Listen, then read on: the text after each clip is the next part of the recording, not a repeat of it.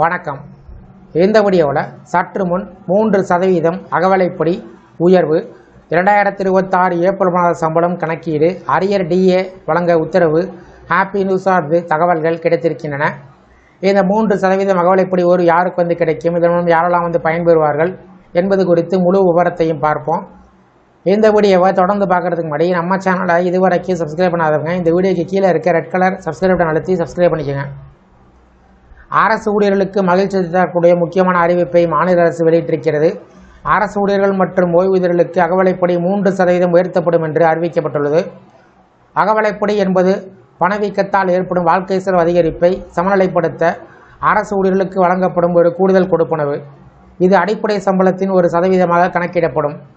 பொதுவாக மத்திய அரசு ஊழியர்களுக்கு ஒவ்வொரு ஆண்டும் 2 முறை, அதாவது ஜனவரி மற்றும் ஜூலை மாதத்தில் அகவிலைப்படி உயர்வு அறிவிக்கப்படும். பல நேரத்தில் ஹோலி அல்லது தீபாவளி போன்ற முக்கிய பண்டிகைகளுக்கு முன்பு அரசு அகவிலைப்படி உயர்வை அறிவித்து ஊழியர்களுக்கு நிதி நிவாரணம் வழங்குவது வழக்கமாக இருக்கிறது.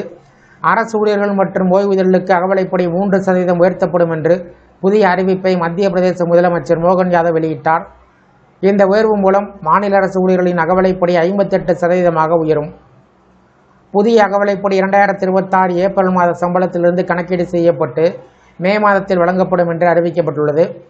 இதன் மூலம் மாநில அரசு ஊழியர்கள் மத்திய அரசு ஊழியர்களைப் போலவே 58% அகவிலைப்படியை பெறுவார்கள். மேலும் 2025 ஜூலை மாதம் முதல் 2026 மார்ச் மாதம் வரை உள்ள அகவிலைப்படி நிலுவைத் தொகை 2026 ஆண்டு மே மாதம் முதல் 6 சமத்தவணையில் வழங்கப்படும் என்று அரசு தெரிவித்திருக்கிறது. ஓய்வூதியர்களுக்கும் இந்த அறிவிப்பு பயனளிக்கிறது. ஜனவரி மற்றும் பிப்ரவரி மாதங்களுக்கு ஓய்வூதியர்கள் தங்களது ஓய்வூதியத்தில் 58% அகவிலைப்படியை பெறுவார்கள் என்று முதலமைச்சர் அறிவிப்பை வெளியிட்டிருக்கிறார்.